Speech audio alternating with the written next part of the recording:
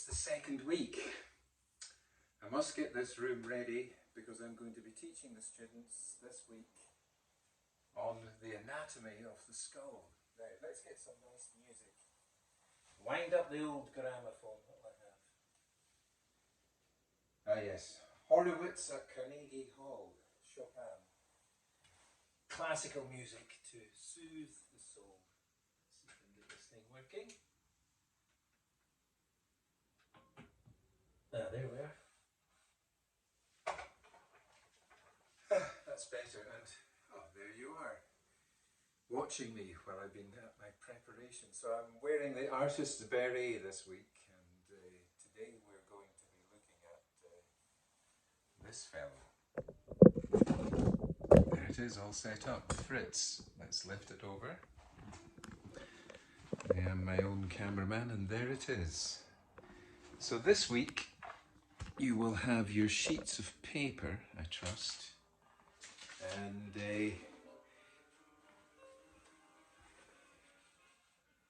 or it's a bit loud there. So someone was asking me about the painting. Let me just say this, that you are doing painting too, and you're going to be learning quite a lot about the human anatomy over the next weeks. And at the end of that, hopefully you are able to produce greater in-depth paintings than you did in painting 1. And of course I'll be talking a lot more about real artists and real painting over the coming weeks. So there's plenty to do, there's a lot to think about, and this week we're looking at, let's see if I got it, looking at the skull there. You should have this, and of course you're welcome to look at any of these things on Google. There'll be plenty of skulls. There is a place in Manhattan, it's moved, it's called, gosh, I think it's called Evolution, but don't quote me on that. It's on Broadway, somewhere around, I guess you get towards Chinatown, somewhere around there, and it's got like millions of different skulls and weird taxidermy things inside it. It's a little bit expensive for me, but it's worth going in to look. You know, there's a lot of weird things there if you like that, and I must admit I enjoy looking at those things. So that's a place. It's Evolution. That's what it's called, and it's got like everything. So we're going to look at the skull, and it is a little. Here it is. Let's unscrew this guy. Come on out. There we are.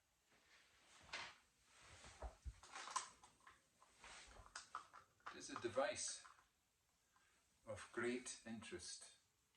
Of course, it scares children and people who are easily scared, but I don't find them scary at all.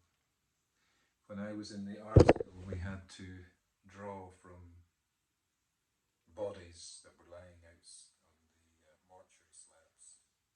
So like a doctor, you looked at it. Skull is designed to hold the brain, which goes inside there, which they remove in the anatomy chamber.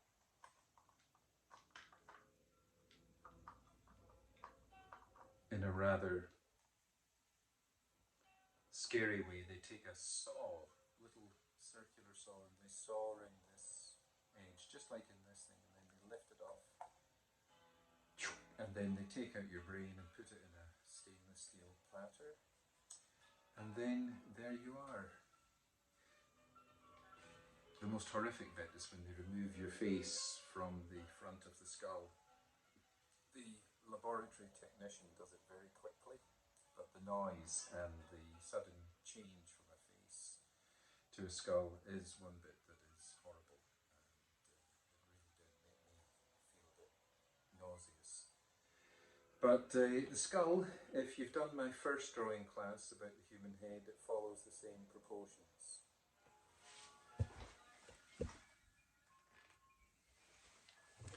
So it's from the top of the head here, the top of the skull, to the top of the eye socket is 1/3 of the head, and then from the top of the eye socket to the bottom of the nose is another third of the head, and then from the bottom of the nose to the bottom of the chin is another third. So 1/3, top of head to top of eye socket, 1/3 from top of eye socket to bottom of nose socket, 1/3, and then from bottom of nose socket to bottom of chin, 1/3. Does everyone understand that? You know, I'm saying that pretty clearly, but you know, there's always somebody who needs things stressed. So that's you who I'm talking to. It's 1/3 from the top of the head to the top of the eye, 1/3 from the top of the eye to the bottom of the nose, and 1/3 from the bottom of the nose to the bottom of the chin. So that should be, you know, I'm sorry about stressing it. It's not for most of you, but it's for, you know, the students who can't retain information. So it's 1/3, 1/3, 1/3, and once you've got that, I'm happy, very, very happy that you got my thirds, because that's it. Then he's got these cheekbones. Now, if you can draw the skull, when you come to do the human face, you'll be aware of the cheekbones, you'll be aware of the eye sockets and how they affect the structure of the face. Obviously, there's a direct relationship between the two things. It's like the underlying structure that something is stretched over. So that's your skull for you. So just sketch away at it, and you know, I'm just going to do this in seconds. You can spend all week doing this. Good. Let's get in there so you can see me.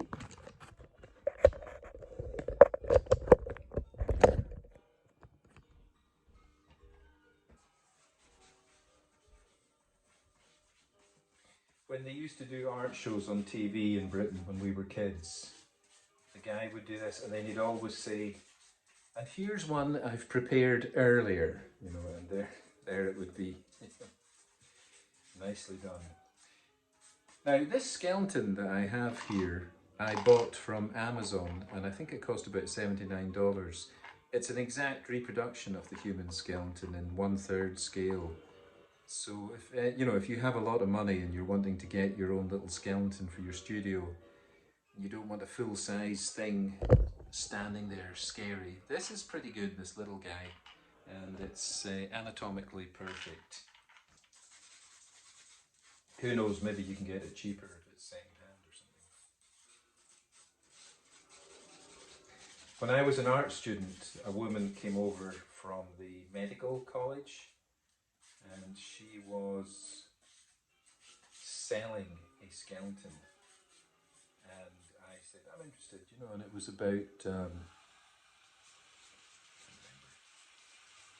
£40, which would be about, in those days, $70.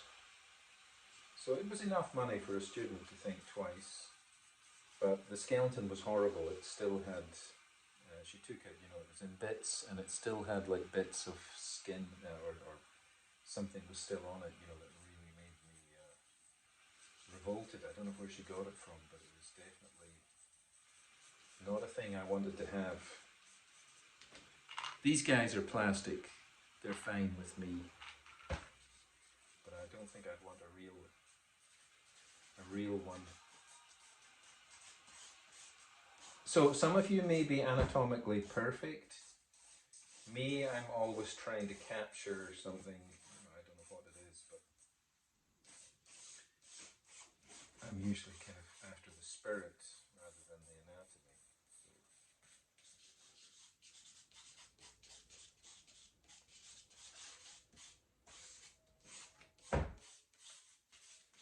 So far I've taken, what, like, yeah, 1 minute.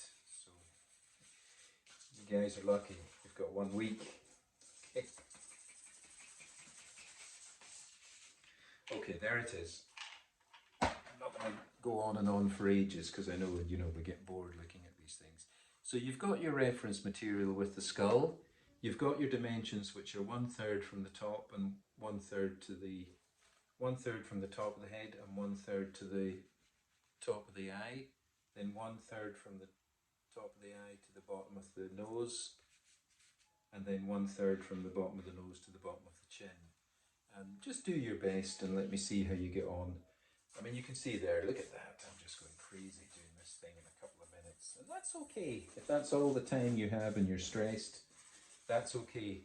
As long as you submit this thing to me before the 13th of September, email it or, I was going to say fax it, but email it or text it to me.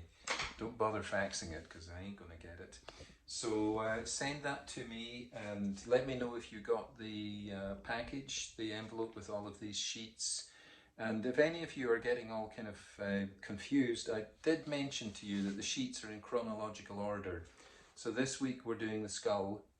Some of you are rushing ahead and doing lots and lots of things, but don't bother doing that. Just do it once a week so you don't overload yourself. And next week we're going to be doing the rib cage, which is important. So that's a difficult part. So this week, just plod around. You can see there, I just did this in like a minute and just over a minute. So if I spend a bit longer, it'll look better. Okay. So he's throwing everything around the place. You know, I'm doing the camera work, I'm doing the drawing work, and I'm doing the talking work, and I'm doing the thinking work. So it's quite a few things.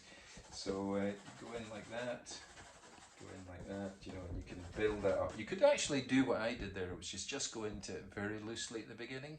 Start loose, finish tight.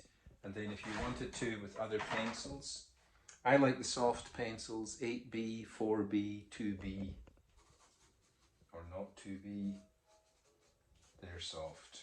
So go in like that, and then you can sharpen that up and bring it out. But like I said, it's going to be awfully boring watching me doing a drawing for ages. And you can see my idea is just do it loose, enjoy yourself, submit it to me, and you'll get a round of applause like my gramophone. Okay, my dears, this is the second week. Submit everything by September the 13th, 1 week's time. Bye now, Painting 2, week 2.